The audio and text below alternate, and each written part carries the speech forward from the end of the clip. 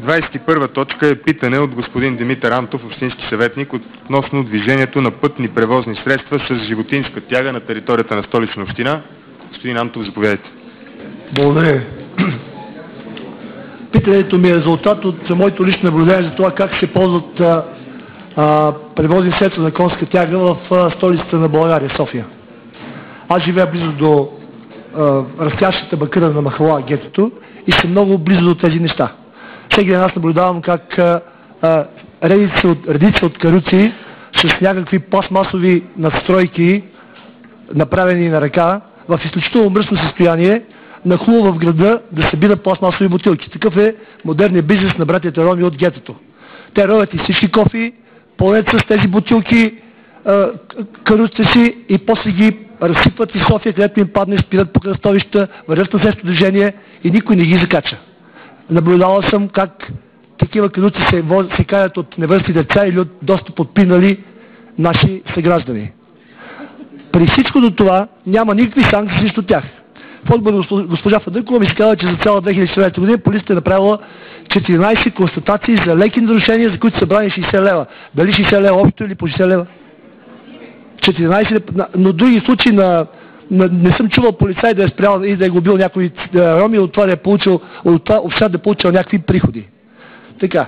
Ясно е, че тук има проблем. Във вашия отговор, госпожа Фандъкова, аз не разбирам, че има проблем. Вие просто ми учите как изглежда наредбата, аз я знам, че аз съм за да ви питам, съм чел. Знам, че тези разрешения за каруци се издават от местни кметове, но не знам въз основа на какви критерии те издават тези разрешения. Защото тези каруци са в такова състояние, че не би трябвало, ако гражданин влезе в метрото в такъв вид, ще бъде изгонен. Ако влезе в влак, ще бъде свален. Тези хора се разходят из града в безобразно състояние, защото тях вървят група от кучета и ние всички смятаме, че това е нормално. Тези хора са някакви бедни, нещастни. Аз знам, че те изкарат до 100 лева на ден от тези пластмасови бутилки. Ами те са толкова ентусиазирани в тази си дейност, че аз се питам, има ли смисъл да правим това предприятие за отпадъци. Те се справят вместо нас. И те справят всичко, което ми харесва. Говорил се с хора от полицията, защо не ги спират. Ние знаем много вече, полицията почти е абдикирала от своята дейност. Полицията не се занимава с нищо, свързано с кражби, с нарушения. Полицията просто си е една самостоятелна организация, която си прави някакъв свой бизнес. Ние много добре знаем това. Вие ми отговаряте, че това не е ваш проблем на полицията спира на тези хора. Госпожо Фандъкова, когато проблем е на софиянци, то е наш проблем. Тогава ние трябва да атакуваме полицията, че да си върши работата. Освен това, наредбата разрешава вие да назначите хора, които да извършат такова санкциониране на нарушители, които не са полицаи. Освен това, има общинска полиция. Може да я ангажираме за това нещо. Освен това, ние като общински съвет или като управа може да инициираме промяна в наредбата, която да направи тази наредба работеща, тези хора да бъдат спряни. Дори промяна в закона за движение за пътища. Ние може да правим това. Все пак София е 2 милиона и ние представляваме една голяма част от българите. Ние сме стояли да променим много тези наредби, за да са в угода на тези 2 милиона хора. Аз смятам, че в тази посока ние трябва да работим. Например, в наредбата е казано, че в София може да се разхождат волски впрягове, каруци с волски пряг. Представете си в София в центъра тръгнат 5-6 волски пряга, които се движат 2 км в час. Какво ще стане? Но наредбата го разрешава. Освен това, тези хора, които се движат по пътищата, вървят успоредно с моята кола, а не познават нито един пътен знак. Не знаят как се минава на кръстовище. Онзи ден ми засекоха едно кръстовище, спряха на центъра, на ляв завой и другите шофьори освиркаха мен. Аз бях за този човек. Смятате ли, че тази практика е нормална? Аз смятам, че е съвсем ненормална за столица на България. Аз не казвам европейска държава. Искам моята столица да излезе добре. Тя не излезе добре. Тези хора са в явно привилегировано положение. Срещу тях няма санкции, а полицейите спират мене, който съм способен да плащам, по-способен съм. Те ме спират за изтъркани гуми, спират ми за някакво малко нарушение, аз съм жертвата. Аз съм ощетен, ние българите сме ощетени в това общество. Значи тук има една неравнопоставеност. Аз не искам някой да наказва циганите. Аз искам равнопоставеност. А ние не я получаваме. И за това и управата на София също отговаря. Освен това, аз бих помолил, слушам, само ограничайте се пак в 30 минути. Смятам, че, господа, по въпрос за вашите предложения се ограничавам. Ние гласуваме половин час на предложението господин Диков, за които ние нищо не знаем. Просто, чакайте. Господин Диков е грамотен човек, интелигентен, вярвам му. Обаче аз признавам си, че гласувам точки коти, за които нито съм чул, нито виждал. И това е една административна дейност. Не е ли по-добре ние като общински съвети, които се брани от гражданите, да обсъждаме теми, които са важни, където може да се каже мнението? Аз не мога да се кажа мнението, господин Диков, но мога да го кажа тук. Ето аз казвам, проблемът с циганите е сериозен. Този проблем трябва да се обсъжда. Предлагам, когато се прави такова питане, да има възможност това да се превръща в дебат. Защото само аз питам, само вие ми отговаряте. Искам да има дебат, защото съм сигурен, че много от хората има какво да кажат и искат да го кажат. Искат да го кажат. Следващото питане е от господин Антов, общински съветник относно нерегламентирано отглеждане на домашни животни. Господин Антов, заповядайте. Благодаря ви. Господа, аз често ще правя питания, защото съм само един общински съветник от ВМРО и участвам само в две комисии и за много от нещата не съм в много дебатите, които се правят в комисии, аз не участвам. Така че питанията са начин да изявявам някаква позиция.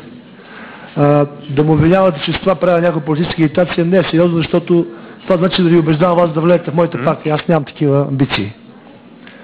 Но бих искал, като развивам някаква логика, да следите моята логика, защото смятам, че в това, което твърдя, има някакви разумности и бихте могли да се съгласите или да не се съгласите, но аз се старая да бъда полезен с това, което заявявам. Благодаря за това. Питането ми е провокирано от това, че в Люлин между блоковете 432 и 233 се разхождат коне, разхождат се един наред, не се прибират, не са вързани, стопанина го няма. Дори да направите санкция на конете, стопанина го няма, за да го санкционирате. Дори да ги хванете конете, няма какво да ги правите, няма къде да ги заведете. Тези коне се разхождат. За същото място има детска площадка, там трябва да се разхождат майките с деца. Картинката би била много идилична, ако не беше опасно за децата и ако това не беше знак за една абсолютна безотговорност на стопаните на тези коне. Стопанисването на домашни животни е регламентирано в наредбата за придобиване и стопанисване. Тя разделя домашните животни на домашни любимци и селскостопански. Конете са към селскостопанските животни. Техният статут, тяхната съдба е разгледана в раздел номер 3 на наредбата. Там изрично е казано, че домашните животни не трябва да бъдат изоставени. Член 9 или 2. Член 10 казва, че те трябва да се движат по маршрути, определени от съответните районни кметства. Член 12 заявява изрично, забранява се пашата на селскостопански животни на територията на паркове, градини, училища, културни и здравни заведения, междублокови пространства, дори на допълнителни територии, ако кметството реши, че не трябва да се пасат там животни. Ясно е каква част от тези условия на наредбата се спазват. Такива наредбата не се спазва. Да оставим какви изисквания има животните да бъдат отглеждани при специални условия, да има хигиенни изисквания за техните обори, за изхвърлянето на борски тор, да знаете някой общински съветник, общински служител да е ходил в гетата да проверява тези неща. Въпрос, проверка тук, за проверка не може да говорим. Моите питания са формулирани по следния начин. Те явно касаят точно тези селскостопански животни, конете. Аз питам какъв е броя на регистрираните коне, казал съм домашни животни, питам колко са установени нарушения за 2014 година и какви са мерките, които се предприема общината за глобяване и за събиране на глобите. Значи отговорът, който ми е даден е следния. За 2014 година има 15 случая, само 15 случая на нарушаване, обаче след това в един дълъг списък ми е обяснено в коя махала, колко кокошки и патици се гледат, колко кози има. Ясно, че аз не питам това. Значи да ми отговорите по този начин да гледате несериозно на мен. Аз задавам един въпрос, който е свързан с проблем. Проблема е с това, че хората от гетата, освен че правят в своите гета автономия, нахлуват и в жизненото пространство на другите хора. И това е сериозен проблем. Аз искам да си запазя правото да обобщя още веднъж проблема, след като получа отговор, разбира се, от господин Занковете. Благодаря.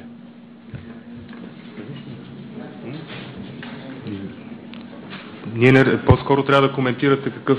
Ако няма отговор, аз искам да продължа. Ако няма да има отговор, както на питането... Да. Мисля, че сте получили Да, добре. Писмен отговор сте получили, само че... Да, благодаря. Писменият отговор беше спазва условията на един отговор, но не е това, за което говорим. Аз искам да кажа следното нещо. Господа, когато говорим за тези ромски гета, аз ще ви доставям с тези неща много, ще ви досаждам, но знам, че това е разумно. Когато говорим за тези ромски гета, ние говорим за вече създаващи се автономии, в които правилата на София не въжат. Ще ви помоля да се ограничите до темата на питането. Това е темата на питането. Темата на питането е домашните животни, а не значи, домашните животни са част от един голям проблем на взаимоотношението между две култури. Разбирам, но вие го коментирахте вече това. Нека да довърша с две изречения и свършвам, обещавам. Заповядайте, да. Аз смятам, господа, че когато проявяваме снисходителност към тези бедни и нещастни хорица, които ходят скъсани, дрипави и уж гладни, ние правим една голяма грешка. Циганската култура е много стара култура. Тя е древна култура. Последил съм я в миналото. Тя е правила същите проблеми на Османската империя, които прави сега на нас, българите. Тази култура винаги оцелява. Тя не е центрирана върху това да произвежда културни ценности. Тя е центрирана върху това да се размножава. Тази култура е достойна за уважение за това как оцелява. Но само си помислете дали тя не е опасна за нас. Защото ние се явяваме като някакъв гостоприемник на тази култура, а тя живее в нашата. Няма нищо общо с питането ви това. Благодаря. Съжалявам много. Добре, благодаря ви.